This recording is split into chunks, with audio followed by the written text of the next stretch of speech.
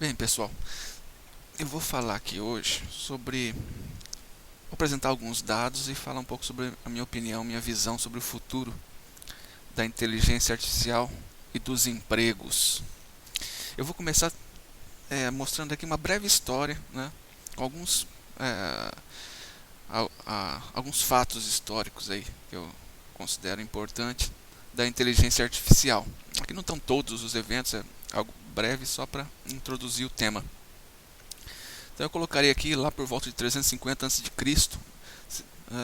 Seriam, na minha opinião e na opinião dos historiadores e algumas referências também, né, os primeiros passos, né, para se chegar à inteligência artificial, né, foram dados aí por Aristóteles. Eu marquei aqui o silogismo, qual que é a contribuição aí dos gregos para essa questão da IA, é que eles perceberam que existem algumas algumas estruturas na nossa linguagem, né, algumas regras que são universais. São regras que permitem que você argumente, né, que dão a base aí para o que a gente chama, né, de racional, pensamento racional. Né. E o silogismo, né, é um conceito central. E eu vou usar aqui um exemplo para explicar o que é o silogismo. Né. Ele permite, na verdade, o silogismo, ele permite derivar novas frases ou novas sentenças ou um novo conhecimento a partir de conhecimento pré-estabelecido. Na verdade, não necessariamente conhecimento, né, mas ideias ou sentenças. Acho que talvez sentença seja o mais apropriado aqui. Então, por exemplo, vamos pegar duas sentenças aqui. Uma que você acredita que são verdadeiras, né? Você concorda que são verdadeiras de alguma maneira. Todo tipo de assassinato deve ser proibido. Essa é uma sentença, vamos supor que você acredite nisso. E a outra é: o aborto é assassinato. Se você acredita nessas duas, se você acha que elas são verdadeiras, o silogismo, as regras, né, do silogismo, né, isso aqui é um tipo de silogismo, não te permitem negar uma terceira sentença, que seria: o aborto deve ser proibido ou não deve ser permitido. Porque o que está acontecendo aqui? A gente não prova, né, que o aborto tem que ser proibido com essa frase. Não tem nada a ver. O silogismo não tem nada a ver com aborto, né, com assassinato e com proibição. O que ele diz é o seguinte: você não está sendo racional, né, não estaria sendo racional se você acreditasse nas duas primeiras sentenças e não na terceira, na última. Porque a terceira seria uma consequência direta das duas primeiras. Então os gregos trabalharam muito nisso, de tentar identificar essas regras, né, ocultas aí, que permitem que o ser humano, que são as bases do raciocínio. Isso é interessante, porque começa aqui a se pensar em métodos meio que automáticos para se dizer se alguma coisa, se uma sentença, ela é verdadeira ou não, desde que você acredite que outras sejam. Então, são regras para derivar novas informações a partir de informações anteriores. Então, na verdade, essa nova informação já estava embutida nessas anteriores. Então, eles começaram com isso. Aí eu já vou pular aqui para Leibniz. Muita coisa aconteceu no meio, né? Aqui eu estou escolhendo meio que arbitrariamente alguns pontos que tanto a literatura, né, colocam como sendo importantes.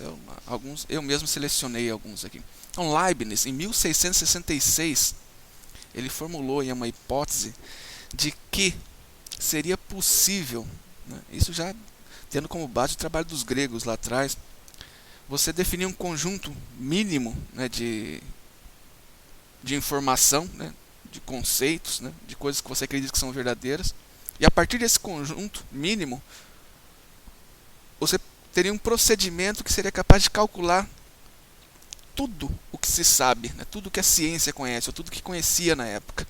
Então a proposta era encontrar, ele chama isso de axioma, os axiomas do conhecimento humano. E aí, quando você, né, encontrasse esses axiomas, você teria as regras, o silogismo, regras, né, de derivação, onde todo o conhecimento estaria embutido naquele pequeno conjunto aí de conhecimento que formariam as bases de todo o conhecimento humano. Isso foi, né, uma ideia que chamou a atenção de vários cientistas, e os caras começaram a tentar realmente perseguir essa hipótese, né? Então seria, né, de certa forma está dizendo que é possível calcular ideias, né? Você tem um sistema que vai calculando outras coisas, né, vai derivando outro conhecimento, de forma que todo o conhecimento da humanidade poderia ser, se chegar a todo esse conhecimento a partir desses cálculos, a partir de um conhecimento original.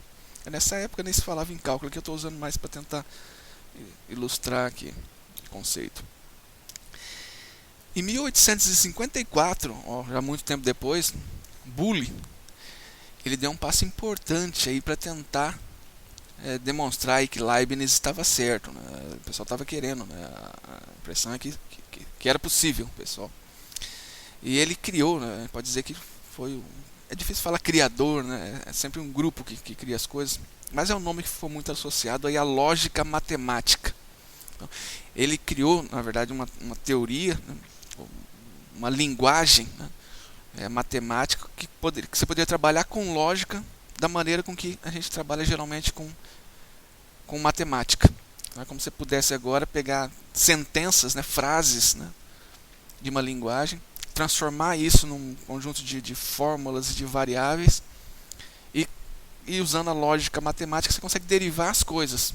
Tá? Então isso aproximou ainda mais aí, e despertou ainda mais o interesse do pessoal, e a ideia de que daria certo, né, com a lógica matemática, que agora você derivar quais são esses valores iniciais aí, e você tem agora um formalismo, uma maneira de escrever isso no papel ali, fazer as contas para derivar conhecimento novo a partir desse conhecimento original, né, esse conjunto básico de conhecimento.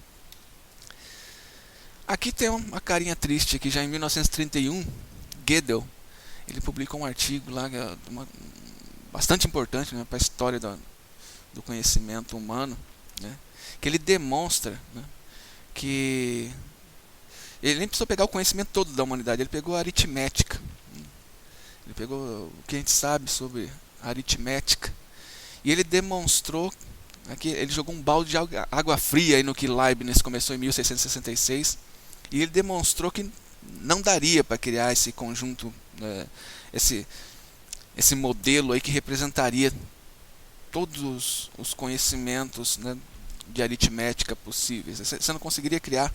Aqui eu estou sendo bastante informal, tá? Tem muita coisa por trás disso aqui, só estou tentando dar uma ideia geral. Então ele fala ali que não dá para você pegar só o campo da aritmética, você não consegue um sistema, né, um modelo, né, teórico, que você, a partir de alguns axiomas, quer dizer, alguns conhecimentos básicos, derive tudo que é possível derivar. E ele demonstra isso. Outra coisa bacana de Gödel aí, né, que é uma coisa difícil de fazer, é demonstrar que é impossível. Então, e ele demonstra que ele joga um balde de água fria aí, nessa busca, né, por esse modelo, né, que o Leibniz iniciou. Aqui, em 1943, um pouco depois de Gödel, acontece uma outra coisa bacana, que é o McCulloch, né? Ele, na verdade, ele propõe e ele define um neurônio artificial, né? Ele cria um conceito, né, dentro da uma formulação, né, matemática, teórica, que é de maneira simplificada, bastante simplificada, né, uma representação artificial de um neurônio, de um único neurônio, né, simularia o funcionamento de um neurônio. A gente sabe que é uma simulação bastante ultra simplificada, até porque na época a gente nem tinha, e até hoje ainda tem muita coisa que a gente não conhece do funcionamento do neurônio natural. Mas foi um passo importante aí no caminho da IA. Em 50, Turing, um outro matemático, ele criou um teste. É bacana, né, perceber, né, os caras entusiasmados com isso de inteligência artificial já em 1950, e ele criou um teste que ele propôs, que diz que quando a gente atingir a inteligência artificial, se a gente, né, fazer os computadores realmente serem inteligentes, e aí tem um monte de discussão filosófica do que é aqui, né? Nessa palestra eu não estou buscando muita precisão, mas mais jogar algumas ideias para vocês se aprofundarem. Ele propõe um teste. O teste era o seguinte: você pegar um ser humano e ia se comunicar sem saber, né, com duas outras coisas, na verdade, com um outro ser humano e com um computador. Ele ia interagir com os dois, ele podia fazer perguntas para esses dois, né, e esses dois iam responder. Um desses dois era um computador e o outro era um ser humano. E esse cara que está perguntando teria que descobrir quem dos dois era o computador e quem era o ser humano. E ele propõe que, se, eu não lembro exatamente, mas acho que 30%, se você repetir isso várias vezes, com várias pessoas, e 30% delas errarem, não conseguirem identificar quem é o computador ali, quem é o ser humano, então esse programa de computador aí, esse computador teria passado no teste de Turing. Ele ficou bem famoso aí. Então isso em 1950. Em 52, um outro ponto importante, principalmente para nós aí da aprendizagem de máquina, ou machine learning, Samuel, ele criou um jogo de damas, um software que jogava damas e que aprendia a melhorar o seu desempenho conforme ele jogava. Então, e ele colocou tipo um software, né, para jogar contra o outro, e conforme, né, um ganhava ou perdia, ele ia aprendendo com isso e melhorando o desempenho. Então, em 52 pode dizer aí que, né, surgiu aí de alguma forma a aprendizagem de máquina. Embora tenha outras pesquisas aqui e outros caras trabalhando com isso, é sempre bom lembrar. Mas é um ano importante para a aprendizagem de máquina, ou aprendizagem automática. McCarthy, aqui em 56, inclusive aconteceu um evento na área de IA, então, pode-se dizer que foi o primeiro encontro aí de inteligência artificial, e nessa época foi cunhado esse nome, inteligência artificial. Até antes de 56, esse nome não existia, né? Foi proposto esse nome. Eisenhower, aqui em 65, já depois, ele cria um dos primeiros chatbots, que é aquele programinha que consegue interagir com você, né? Falar com você, ou teclar com você, né? Você tecla alguma coisa e ele te responde. Que fez sucesso na época, porque ele realmente ele parecia demonstrar algum tipo de inteligência. Isso é em 65. Então, o cara teclava alguma coisa e Elisa, que era o nome do software, eu acho, não tenho certeza agora, mas ele emulava um terapeuta, um psicólogo, não tenho certeza agora. E impressionou muito a comunidade na época, o desempenho do Elisa. Embora tivesse, hoje olhando para esse passado, eu acho que inclusive ele é disponível, você consegue baixar esse software ainda, ou versões dele, para ver como é que ele funciona exatamente. Bem rudimentar, vocês vão ver. Aqui outro ponto importante para nós aqui da visão computacional, em 66, e tem até uma lenda aí, não se sabe direito, mas você lê a respeito disso. Tem algumas, né? O Marvin Minsky, ele propôs, né, parece que é um projeto para uma turma de alunos, um projeto como se fosse um projeto de uma disciplina, um projeto de pesquisa. E nesse projeto, que ele pedia para os alunos é simplesmente resolver aí o problema da visão computacional, um software de uso genérico para reconhecimento de objetos, uma coisa nesse sentido. Isso demonstra, isso é importante nessa época, um entusiasmo muito grande pela IA. Então os caras achavam aí, tinham previsões aqui em 66 que tipo 10 anos o computador já teria a inteligência humana. Quer dizer, em 76 ele teria a inteligência humana. E aí acontece o que é chamado aí de o primeiro inverno da inteligência artificial. Então, 66 nessa época, aí o pessoal começou a investir muito, tinha muito dinheiro para pesquisa. Em 74 começa a reduzir drasticamente os investimentos, né, em pesquisa na área de IA. E Moravec, né, ele propõe aqui um paradoxo, né, é um paradoxo que é o seguinte, é mais fácil, né, você construir aí um software, um programa de computador que jogue damas no nível de um adulto, né, inclusive o software do Samuel, o jogo de damas, ganhava do próprio criador, né? Chegou um ponto, ele foi aprendendo, ele era melhor que o próprio Samuel. E ele propõe isso, que é mais fácil você, né, ganhar, de alguma forma, capacitar o computador para jogar damas no nível adulto, do que dar ao computador a capacidade de uma criança de 6 anos de reconhecer objetos. A capacidade de reconhecer objetos é mais difícil. Então, quer dizer, a inteligência, né, de uma criança que é mais difícil de se informatizar, de se automatizar, do que a inteligência de um adulto. De coisas que a gente considera que é um adulto. Não a inteligência de um adulto, porque o adulto também reconhece tão bem. Mas é uma espécie de paradoxo, e isso realmente é um problema para nós aqui da visão computacional, né, que eu falo aí nas aulas. Né? Às vezes o cara acha que o problema é fácil, porque qualquer criança resolve. E aí, né, começaram aí, houve esse inverno, né, que quer dizer que o financiamento se tornou mais difícil. Não que se parou de fazer IA, mas ficou mais difícil, o interesse das empresas diminuiu. Em 80 acontece aí de novo uma retomada com a ideia de sistemas especialistas. Isso aqui é importante pelo seguinte: até 66, 65, os caras estavam naquela expectativa que seria possível criar uma inteligência genérica para resolver tudo quanto é tipo de problema, né? E em 80 eles começaram a se dar conta que daria para resolver alguns problemas aí usando IA, né, sem precisar de uma inteligência genérica, né, coisas específicas para resolver problemas numa determinada área. E aí tem um sucesso, esse XCOM, XCOM aqui, são sistemas especialistas que a gente chama. Então os caras conversavam, né, com especialistas, tentavam de alguma forma pegar esse conhecimento desses especialistas e codificar num programa que tivesse desempenho, né, para resolver aquele problema tão bom ou melhor que os especialistas. E esse XCOM que foi usado, né, na prática mesmo, uma empresa. Era um sistema que ajudava a configurar. O cara precisava comprar um equipamento, e aí você, né, tinha um determinado problema que ele queria resolver com o equipamento.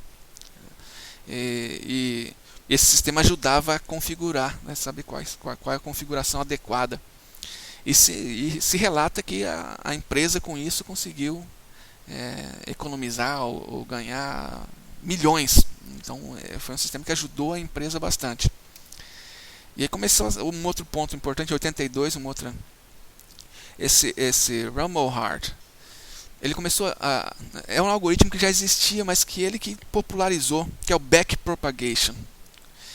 Esse algoritmo é importante, que ele permitiu, né, é um algoritmo que permitiu agora você trabalhar com vários neurônios artificiais numa rede de neurônios. Então a gente aproximou ainda mais aí do cérebro humano, né?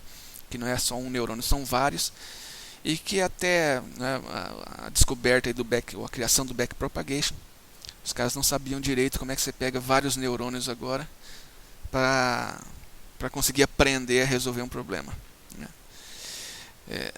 A ideia do neurônio e da rede de neurônios é que você consiga fazer com que a máquina aprenda alguma coisa.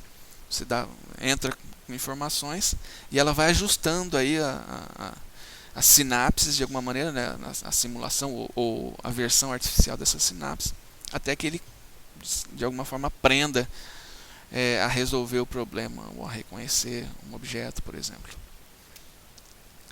E aí tem o segundo inverno da IA em 87, inclusive, né, que eu citei Chunk, mas outros, né, relataram isso. Eles já adiantaram, né, que novamente com sistemas especialistas os caras começaram a botar dinheiro nisso, e para backpropagation de novo veio aquele entusiasmo danado falando vamos resolver tudo quanto é problema do mundo. E aí não foi bem assim. Começaram a perceber que esses sistemas especialistas eram difíceis de escalar, era difícil da manutenção, porque, né, você embutia o conhecimento ali, mas não eram sistemas que aprendiam. E a própria capacidade de aprendizagem do backpropagation, a quantidade de neurônios que você colocava ali, de camadas de neurônios, era limitada. Você tinha limitações de software e limitações teóricas também, e de abordagem, que fizeram que novamente em 87 os recursos de investimento em IA se reduzissem, né, mais uma vez gerando aí o segundo inverno da IA. Então vocês verem aí que a IA tem passado períodos de grande entusiasmo e depois entusiasmo menor. Mas os pesquisadores continuaram trabalhando, né? diminuiu o investimento, o interesse da indústria principalmente. E aí começa agora de novo, em 97, né, sair do inverno. E um exemplo é o Deep Blue, né, que foi um computador que ganhou do campeão, o Kasparov, de xadrez, em 97. Em 2000, né, é lançado o Asimo, né, que é um robô humanoide, tem muito vídeo dele na internet, que tinha, né, claro, não no nível, né, de um ser humano, mas conseguia ouvir, conseguia falar, conseguia correr, subir escada, né? Ele foi evoluindo, na verdade, para isso, tocar um instrumento. Então ele é um ponto importante aí na IA, né? Para chamar a atenção da IA. Tem vídeos sobre eles por aí.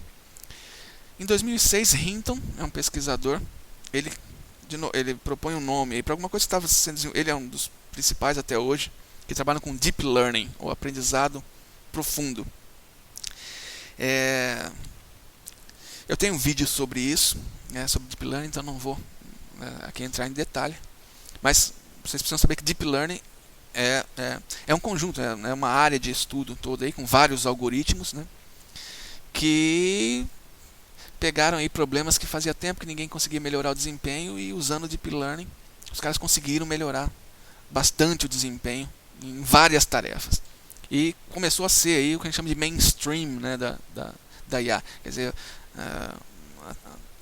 conjunto de ferramentas, aí, de teorias, né, que todo mundo está interessado em saber como é que funciona, porque está dando muitos resultados interessantes. Não é que todo mundo só está pesquisando nisso, mas passou a ser aí o xodózinho da comunidade. O Watson é um computador que em 2011 ele ganhou. Era um jogo, tem um vídeo sobre isso também.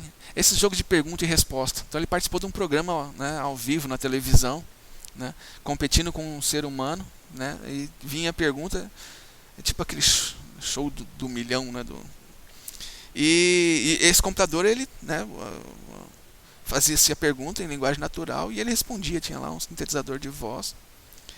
E ele conseguiu ganhar esse jogo. Então isso chamou também muita atenção para a IA.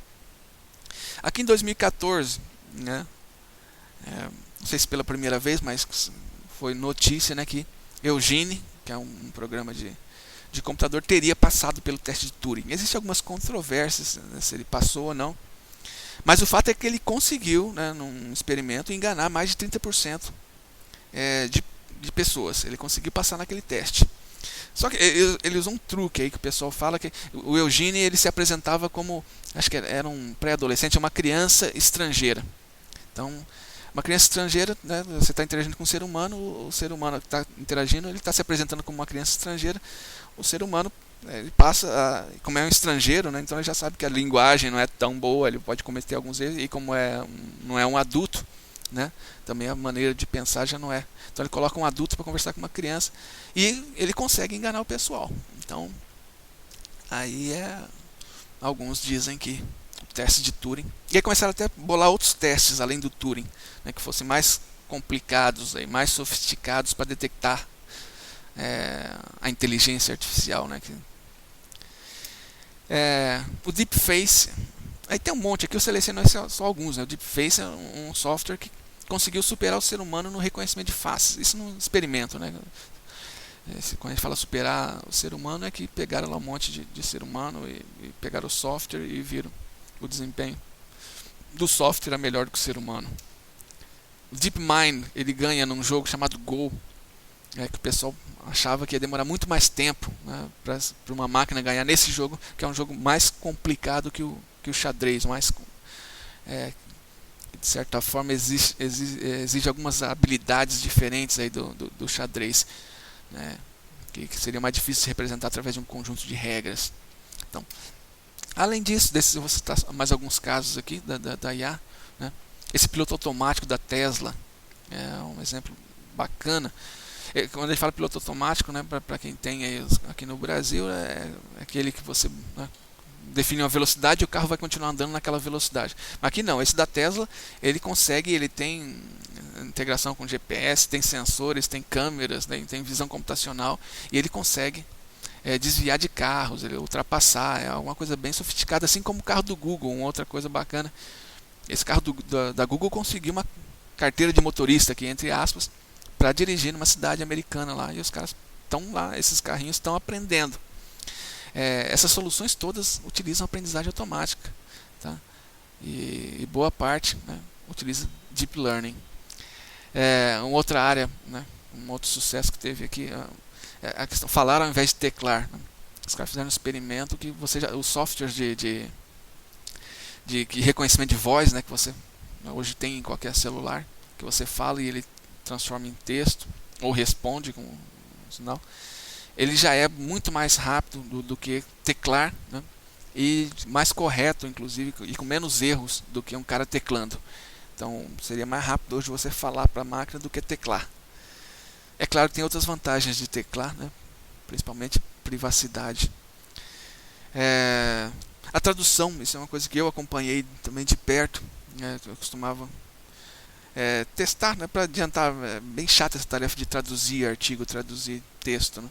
Então eu sempre testava no Google Translator, mas nunca compensava pegar o Google para fazer. Então era melhor eu mesmo fazer a tradução do zero. Hoje em dia já compensa. Atingir um nível de qualidade onde ele erra muito pouco, principalmente em texto técnico. Então esse é um negócio que realmente me chamou a atenção, porque eu venho acompanhando como usuário, não como minha área é visão computacional, não a parte de texto. Na detecção, na área médica também tem alguns avanços aí que deram notícia. Tem alguns tipos de câncer aí que os caras já compararam que a máquina consegue reconhecer, né, no exame com maior precisão do que especialistas e mais rapidamente. Detecção de Alzheimer com maior antecedência. Então, nos últimos anos, poucos anos, a gente viu aí a mídia de novo uma atenção danada em relação a IA, a inteligência artificial. Aqui é um outro dado que mostra essa tensão, né? E que a indústria voltando a financiar a inteligência artificial fortemente. Isso aqui é um investimento, esse quarterly, na verdade, que é um quarto, que corresponde ao nosso trimestre. Então é o investimento trimestral desde 2011. Então reparem aqui o que está acontecendo, né? Então, em azul você tem o investimento em milhões, né, de dólares.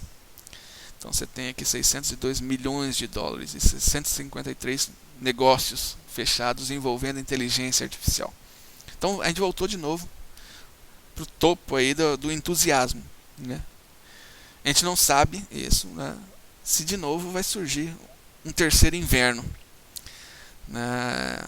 A impressão que se tem é que não, que a coisa agora entrou em áreas aí que não, porque a gente está trabalhando agora com aprendizagem automática. Tem várias coisas aí que contribuíram para isso, né? Poder computacional, teorias, né? Novos algoritmos, novas teorias, e principalmente muito importante, a internet e o acesso a um conjunto de dados aí para que a máquina consiga aprender gigantesco.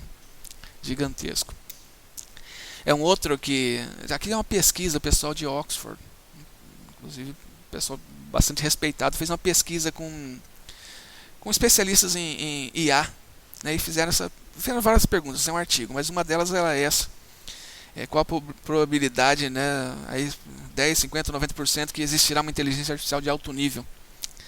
E ele define aí alto nível. E não é fácil de definir, mas como que a IA já conseguisse executar a maioria das profissões, né, tão bem quanto um ser humano comum, um ser humano médio. Aí tem questionamento do que é comum, o que é médio. Aqui eu só estou, né, jogando a bola aí para vocês se aprofundarem. E esse top 100 aqui, que ele chama de top 100, é o seguinte: ele pegou 100 autores no Microsoft Academic que são mais citados, cujos artigos são mais citados, seriam os caras do topo aí, né, os principais, né, usando essa métrica, seriam os principais pesquisadores da área de IA, e mandou um questionário para esses caras, e parece que 30%, 20%, eu não lembro agora de cabeça, responderam. Então esse top 100 aqui é a opinião desses caras. Esse all aqui todos seriam esses top 100 mais participantes de eventos. Tem 3 eventos que eles selecionam ali, e o pessoal que foi participar desse evento de IA relacionado com IA. Então, IA também respondeu a esse mesmo questionário. E aqui eu vou apontar só um dado interessante. É claro, a média, o desvio padrão é bastante alto. Com 50%, né, de probabilidade, a média das respostas foi 2072, de existir a inteligência artificial de alto nível. Só que com desvio padrão de 110, né? Então iria aqui para 2182 e isso menos, né, 2062. Então a mediana, né, também foi calculada. Aqui é uma estatística, né, que tem outras características, né? E pela mediana, né, o ano seria 2050, com 50%. Né? E em 2070, a chance de a gente ter essa IA de alto nível seria de 90%, pela mediana desse grupo top 100. E que não muda muito quando você inclui todos os outros. Aqui são os 30 e os participantes de eventos são muito mais, é um número pequeno. Aqui cai para 2040, quer dizer, os caras que são da área de IA estão menos otimistas, né, os mais citados. Esses outros também são da área de IA, tá? Só que é o pessoal que participa do evento, né? Você não tem uma métrica para dizer o nível dos caras. Aqui é um outro estudo bacana de uma empresa, né, que faz prospecção de possíveis cenários. E ele coloca aí como 3 possíveis cenários para o futuro da IA. O primeiro, o que seria o pior, que a IA acabaria com cerca de 50% de todos os postos de trabalho, e aí possivelmente, né, os governos, as pessoas teriam que pensar em novas políticas, como por exemplo uma renda mínima universal, que você esteja trabalhando ou não, você recebe. É claro, é um negócio bastante complexo isso, e que pode ser um tiro no pé, mas a gente teria que resolver esse negócio. Você vai ter uma população muito grande desempregada, e para não gerar o caos, né, e aumentar ainda mais aí a diferença entre ricos e pobres, alguma coisa teria que ser feita. Senão provavelmente a gente chegaria a algum tipo de revolução e de revoltas incontornáveis. O segundo, a IA acaba com alguns empregos, mas acaba criando outros. Se esse for o cenário, a gente não precisa se preocupar, vai ficar mais ou menos como é que está e como é que aconteceu na Revolução Industrial, nas revoluções, né, que aconteceram, que antecederam essa revolução que a gente está no meio agora, né? A gente está no meio do furacão. Então a gente não precisaria se preocupar. E um terceiro, que seria o melhor dos mundos, aí a IA, na verdade, vai só complementar o trabalho humano. A gente vai continuar trabalhando, tendo as vagas aí, mas com a ajuda da IA a gente vai desempenhar melhor. Vai sobrar mais tempo, inclusive, né, porque a IA vai estar ajudando a gente a cumprir as nossas tarefas. E aí é só questão de trabalhar para que o mundo fique realmente melhor. Aqui eu estou citando alguns exemplos. Alguns desses exemplos aparecem na literatura. Eu coletei alguns com os quais eu, de certa forma, concordo que são as profissões que podem ser mais afetadas. Primeiramente, a longo prazo, né, se realmente a gente conseguir uma inteligência artificial, eles falam aí de hiperinteligência, né, inteligência superior à do ser humano, aí é difícil imaginar o que ficaria, o que sobraria para a gente. É mais ou menos, depois eu vou propor ali no final o que eu acho. Então, os operários de indústrias que sobraram, né, que é aquele trabalho mais de ajuste fino, com os robôs mais sofisticados e humanoides, tendem a reduzir ainda mais. O trabalhador rural, os que ficaram também das revoluções, com equipamentos, né, tratores, né, drones, né, também é uma profissão que tende a diminuir. O motorista, como foi citado, o tradutor, o pessoal do telemarketing, né? Você já tem muita coisa que você conversa com a máquina e já tem sistemas onde você conversa mesmo. Ele está falando com você e você responde e acaba desempenhando tão bem quanto um operador de telemarketing. A questão dos advogados eu coloquei aqui, na verdade, mais os assistentes de advogado, não o cara que vai realmente defender ali no meio do tribunal, porque ali acho que demora um pouco mais. Mas aquele cara que analisa os processos e faz um primeiro parecer para ajudar, né, o advogado ou o próprio juiz, o assistente do juiz, isso tende a ser automatizado com a capacidade de interpretação de texto, melhorando cada vez mais. Então, ou para dar um primeiro esboço para o assistente, né, aquele trabalho de coletar os dados, saber o que é mais importante, juntar esse texto. Na área da saúde também, análise de dados, pegar uma radiografia, analisar as imagens, né? Então tem uma série de tarefas aí que correm o risco de ser automatizada, reduzindo, né, esse tipo de profissão. Jornalistas, alguns defendem que também, eu diria que alguns tipos, né, de trabalho do jornalista, não todo o trabalho, né, de sair buscando a notícia, indo, apresentando, Mas aquela produção de texto, de pegar, né, sair na internet catando as coisas nos livros e juntando para fazer uma notícia e para criar, né, já tem gente fazendo isso, inclusive, tá? Que junta as informações e coloca na forma de notícia. E eu acrescentei uma aqui, né, compositores. Né? Tem gente que fala que a composição de forma geral, né, vai ser automatizada. Mas eu acho que começaria pela composição mais, né, sem grande sofisticação, né, sem, né, aquela música chiclete que o cara cria. Né? Aí a máquina, ouvindo tudo que tem na internet de música, em algum momento, e acho que não muito distante, vai ser capaz de criar uma nova música seguindo esse padrão que ele vai reconhecer automaticamente como sendo um padrão que o pessoal, uma boa parte aí da população, acaba ouvindo, gosta de ouvir, né? Então, aqui são os exemplos. Isso aqui é um estudo muito bacana que foi feito pelo presidente Obama em 2016. Vocês verem como o pessoal está preocupado com isso, sobre o futuro dos empregos. E eles detalharam aqui é uma partezinha do estudo, ele está falando na parte aqui de transporte. Então ele coloca aqui que hoje, né, motorista de ônibus de interurbano, né, tem 168 mil pessoas trabalhando com isso. E aí os caras fazem uma previsão que entre 60% a 100%, 0,6 a 1, vai perder emprego. E vai precisar, eles colocam aqui, né, então, os empregos estão ameaçados. Então seriam aqui entre 100 mil até 168 mil que perderiam.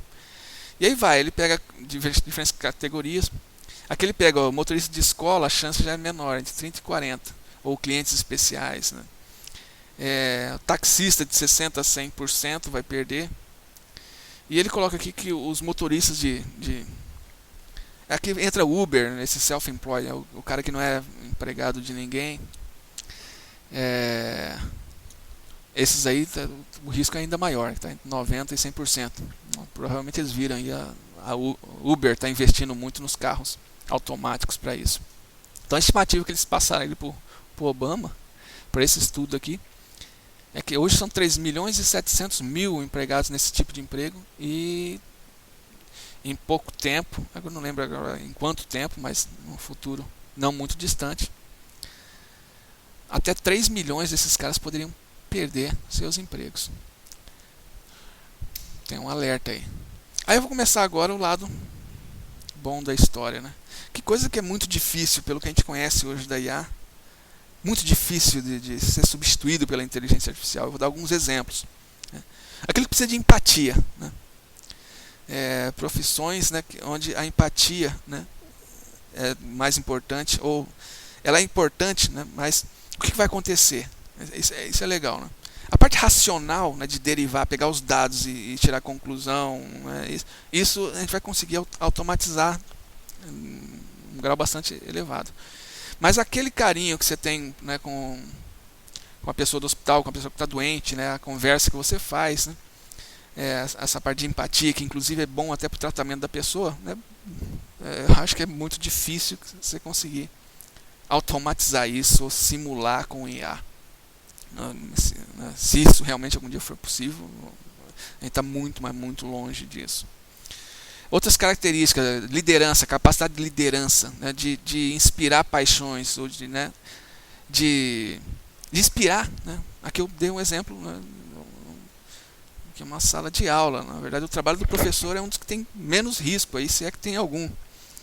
Porque até com essas mudanças, novas profissões devem ser criadas, as pessoas vão ter que, né, vai se abrir mais oportunidades para se reeducar ou na educação. Isso, né, essa capacidade de liderar, de motivar, não dá para fazer com o que a gente conhece hoje de IA. Né? Isso já é mais na minha opinião. Um assistente social, né, o cara que vai lidar com um velhinho, com situações de risco, né, essa pessoa que vai lá, que depende também de empatia, né, de confiança, né, são coisas que dependem desse lado mais humano. Os políticos, né, esse não tem jeito, a gente não vai colocar, acho muito difícil colocar na mão dos computadores, embora às vezes dê vontade, a capacidade de tomar decisão, né, para o futuro aí da nossa sociedade. Pode ser até que tenha muita ajuda, né, na produção de dados, mas a palavra final, na hora de votar, acho muito difícil que os políticos vão perder emprego por causa da IA. Psicólogo também, pelo mesmo motivo. E atleta, né? Um que eu pensei também, que não vai perder, né? Acho que hoje a gente já tem máquina que corre mais rápido que um ser humano, mas nem por isso a gente coloca o ser humano para correr contra a máquina. Então, mesmo que a gente crie isso, não acho que vai ter a mesma graça, né? Ver máquinas competindo, embora é legal o campeonato de robô, essas coisas, mas acho que vai continuar ainda por um bom tempo o barato aí que a gente tem em competir, né? Em tentar superar. É, a luz no fim do túnel. Então, além dessas, né? Que a impressão que eu tenho é que aquelas características, né, mais que a gente chama de mais humanas, né, de humanidade mesmo, né, de carinho, amor, essas coisas todas vão ser cada vez mais valorizadas, né? Comunicação, né, habilidades realmente que acho que são mais difíceis de serem atingidas. Uma coisa bacana aqui, esse é um outro estudo que legal, que mostra de 1950 nos países do G7 o que aconteceu com a média de horas que o trabalhador trabalha por ano. Então reparem que em praticamente todos, os Estados Unidos aqui um pouco menos, mas existe essa tendência de reduzir o tempo trabalhado. E nesses países essa redução não implicou necessariamente em redução do seu salário, de alguma forma. Só trabalha menos e ganha mais. Isso seria, né, o mundo ideal, né? Vai depender muito de como vai se comportar o mercado todo, né? E como as pessoas vão reagir a isso. Porque você vai poder ter no seu negócio, de repente, uma quantidade muito pequena de pessoas, ou mais pessoas trabalhando menos, né? Só que se você também for reduzindo o salário conforme o tempo, também não resolve muito o problema. Mas pelo que parece aqui, né, a tendência, e esses países são países onde as pessoas não são pobres, né? Você tem pobres, mas são pessoas que a média de qualidade de vida é alta, mesmo reduzindo a quantidade de horas que eles trabalham, porque foi se automatizando as coisas, né? E o produto interno bruto aí do país não diminuiu, aumentou. Mas essa questão, né, da desigualdade tende a ser cada vez, já é, né, uma coisa bastante drástica e preocupante, mas tende a ser cada vez pior. Aqui eu vou fechar só com algumas fontes, né, que eu usei, né, com esses dados todos, né, para dar. E possivelmente, né, as coisas vão acontecer. A gente espera que não, né, que o país mude, né, mas se continuar desse jeito, a visão que a gente tem da ciência e tecnologia que tem acontecido por aí, não sei se muda.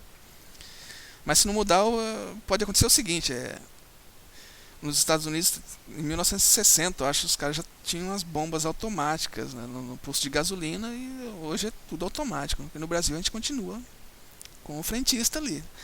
Então o fato de existir a tecnologia não quer dizer que vá ser implementada, ou pior, que vai chegar no Brasil em algum momento. Então é isso, pessoal. Só para iniciar a conversa. Um abraço.